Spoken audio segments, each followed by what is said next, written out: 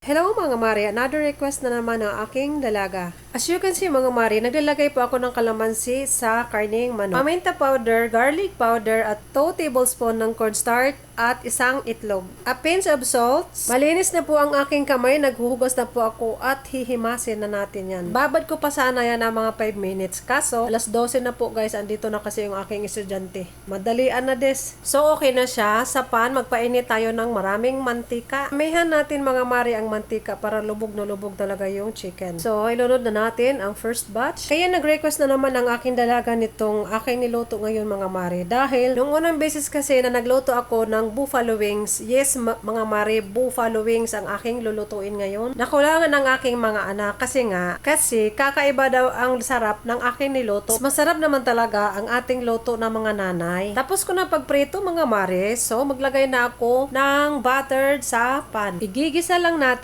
ang bawang. Nanonood lang kasi ako nito sa YouTube kung paano lutuin yung buffalo wings kasi nung unang request ng anak ko. So, syempre, may sarili talaga tayong version kung paano magluto. Kailangan natin mag-explore sa mga timplada ba mga Mari para laging hahanap-hanapin ang ating mga anak kasi pagdating ng panahon, mahiwalay na sila sa atin. Syempre, hahanapin pa rin nila tayo kasi hanapin nila yung sarili nating luto. Ganon yun mga Mari. At ito na nga, para manamis-namis, naglalagay ako ng isang kutsarang asukal. Tsaka naglalagay ako ng konting toyo at naglagay na rin ako ng suka dyan. Kailangan na halo-haloin natin yan ng mga ilang minuto para maluto ang suka. At sa puntong ito, okay na siya at ilunod na natin ang pinarito nating manok. Sabi ng aking mga Jonakis mga Mari, iba daw yung lasa sa akin. Mas masarap daw yung parang kakaiba bang, yung napaka-creamy ng sabaw. As in, malasang malasa at masarap daw talaga, sabi ng aking mga anak. Siyempre, mga Mare, sino bang hindi sasaya niyan? Kinain mga Mare, charan! Luto na ang aking buffalo wings ala Marmar. Nagkataon na gutom na ang aking mga Jonakis, mga Mare, natatakam na sila Mare. At naglagay lang ako ng dahon ng sibuyas, pampaatsop lang po. O siya, thank you for watching mga Mare. Ito ang ulam namin for today. Bye!